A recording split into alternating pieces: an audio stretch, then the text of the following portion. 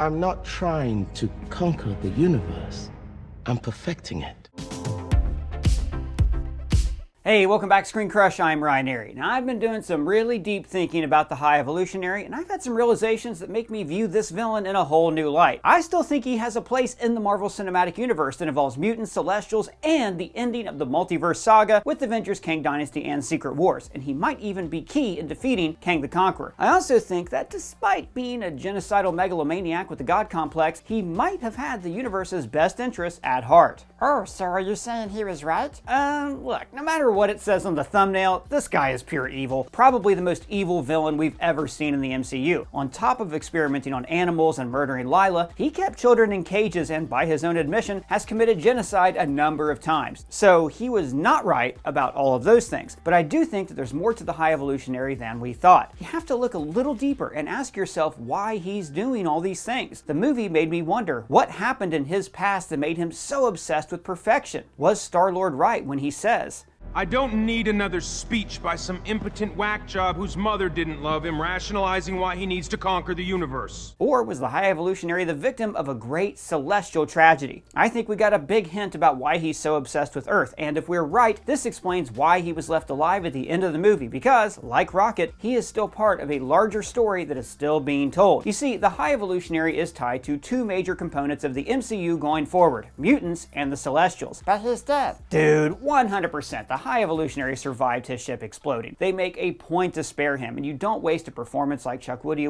on an off-screen death. So he is definitely going to appear again. The question we should be asking ourselves is why the High Evolutionary was so hell-bent on creating the perfect, peaceful race. And for starters, why Earth? I visited your planet many years ago. See, the High Evolutionary not only visited Earth, but he liked it so much that he used it as a template to create a perfect society. Does that seem, weird to anyone else? Listen to what he says. Earth would be a fabulous place were it not for the ignorance and bigotry. He's describing Earth like it's kind of a shithole, isn't he? Not necessarily the template for a perfect society. Now, in the comics, he created Counter-Earth for an obvious reason. He's from Earth. He's a scientist named Herbert Wyndham. Herbert? Herbert. I just can't imagine this guy being a Herbert. Probably why they changed his name in the movie. And he was actually born in the 1800s. So in the 1920s, he did early genetics work with a scientist named Nathaniel Essex, the mutant Mr. Sinister in the comics. The High Evolutionary becomes obsessed with creating a perfectly evolved society on Earth, which is his homeworld. This is why he created a Counter-Earth, which sat on the opposite side of the sun from the Earth. See, Counter-Earth was like a control experiment. The High Evolutionary was trying to create a utopia with a perfectly evolved race, so he could then replicate this experiment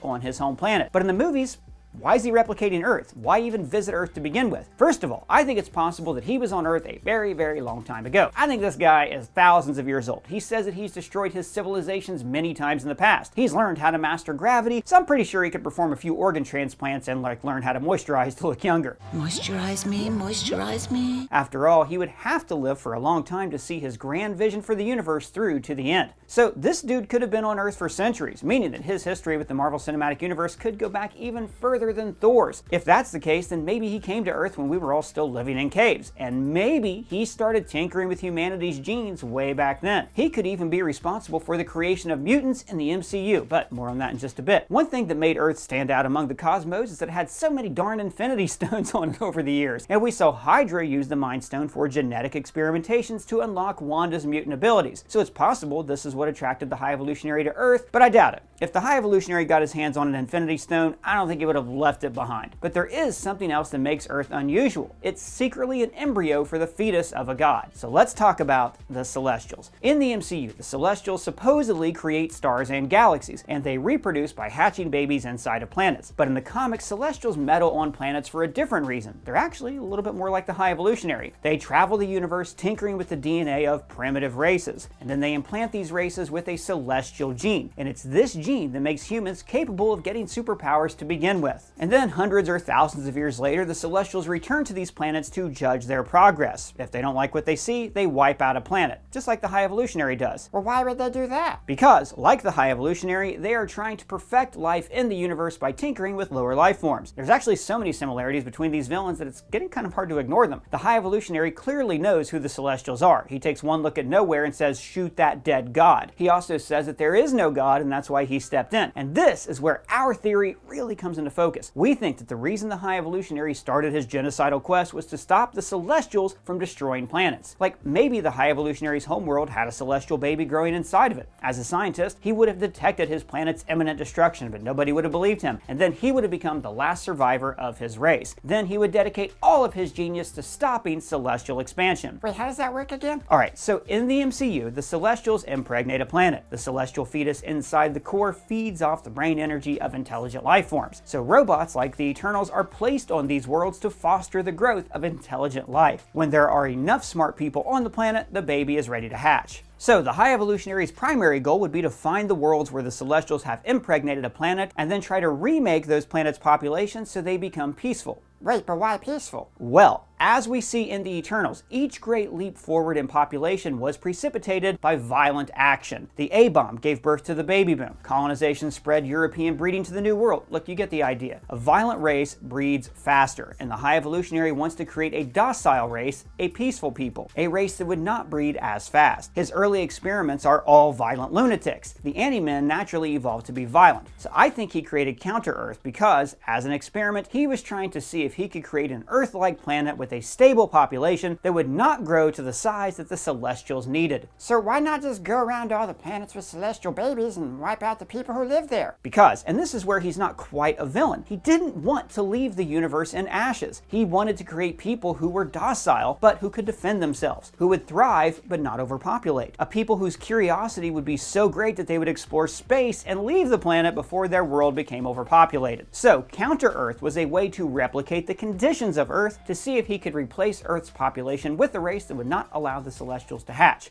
An experiment.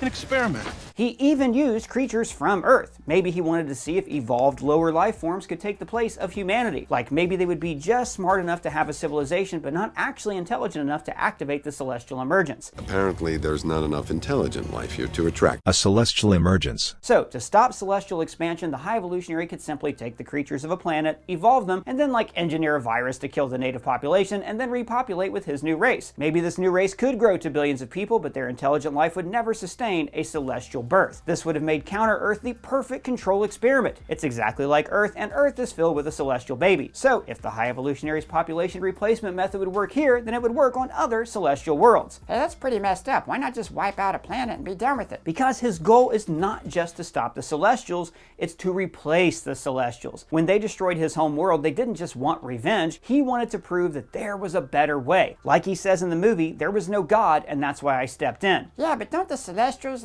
create suns and galaxies and stuff? Oh, sure, Doug. Let's take the word of lying gods. They already lied to the Eternals about being from Olympia. I'm sure that Ereshkigal made up all that other stuff too. The Celestials are only looking out for the Celestials. So I think that for the High Evolutionary, he wants to beat the Celestials out of pure hubris. He has no faith in these higher powers. I mean, he believes higher powers exist, but he has no faith in their ability to do their job correctly. He says that he had to step in to do God's work. I think the High Evolutionary believes that he would be a better God, creating happier worlds than the Celestials ever could be. Life is good, but it can be better. So he's made it his mission to replace them. And we think that the Celestials are for sure coming back to be the villains in a new cosmic movie. The ending of the Eternals showed the Celestials taking away some of the Eternals to their world forge for judgment, while the others joined forces with Harry Styles to rescue them. Now look, even though that movie underperformed critically and in the box office, we have to find out what happens next. And we did a whole video about how Star-Lord's Return movie can be a stealth sequel to the Eternals, with the team recruiting a half-Celestial, Peter Quill, to help them save their friends. And this is where Secret Wars comes into the story. We made another video about how Kang could make a pact with the Celestials, and he would use them to create his new universe. If that happens, then the High Evolutionary and Star-Lord would be key to stopping the Celestials, because Peter is a Celestial and the High Evolutionary is an expert on them. So if this guy's true mission is to stop celestial expansion, then Earth would be the perfect place to conduct his experiments. Maybe thousands of years ago, he would have manipulated humanity's genes, or at least studied them to see if there was a way to stop the celestial birth. After all, look, if he's so obsessed with Earth that he would make a copy of it and then steal our animals, it makes way more sense that he would have tweaked our genes a little bit before moving on to animals. It makes total sense that the High Evolutionary would have conducted experiments on Earth trying to improve upon the human race, to try to push us forward in the evolutionary process. I'm not trying to conquer the universe.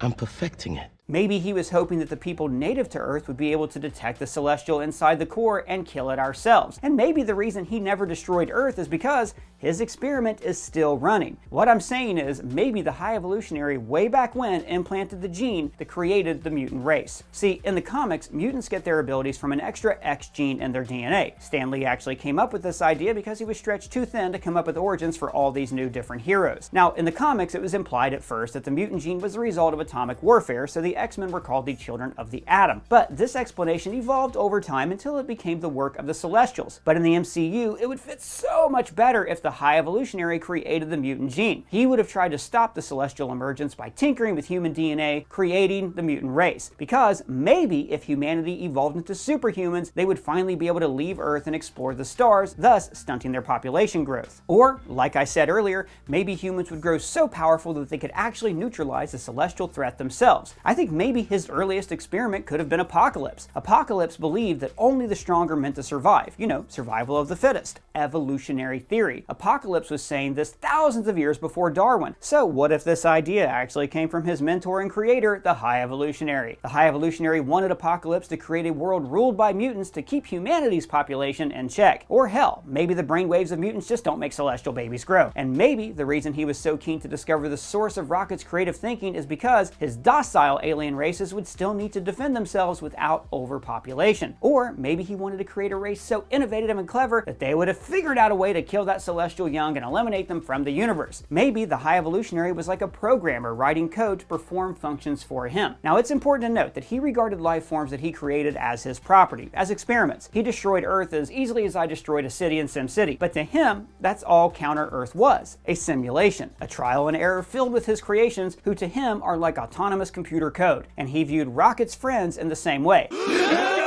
I'm not... Man, that is so harsh. I can't believe you just said that. I'm not saying it's right, just that this is his point of view. It is, in fact, heinous and wrong. But if you look at it historically, the God of the Old Testament was extremely brutal, wiping out whole cities with fire, flooding the world, killing millions. And yet, hundreds of millions of Christians and Jews gather to worship that same God every week. Well, it's also hypocritical that he talks about bigotry while he is a bigot against imperfect life forms. Earth would be a fabulous place were it not for the ignorance and bigotry. But look, it's not like he goes around the galaxy wiping out imperfect races. He's content to let other planets exist, he just also wants to create his own perfect race. Even if all that stuff I said about the Celestials isn't true, we know that he still wants to create a perfect race. Now, he wants to do this through eugenics and culling what he calls lower life forms. Again, all heinous, very wrong.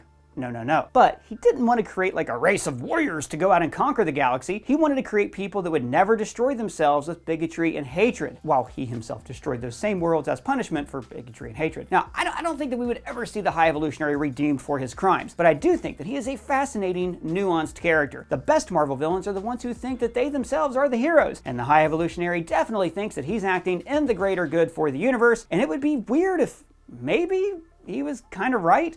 But what do you guys think? Let me know your thoughts on this down in the comments below or at me on Twitter. And if it's your first time here, please subscribe, smash that bell for alerts. For ScreenCrush, I'm Ryan Airy.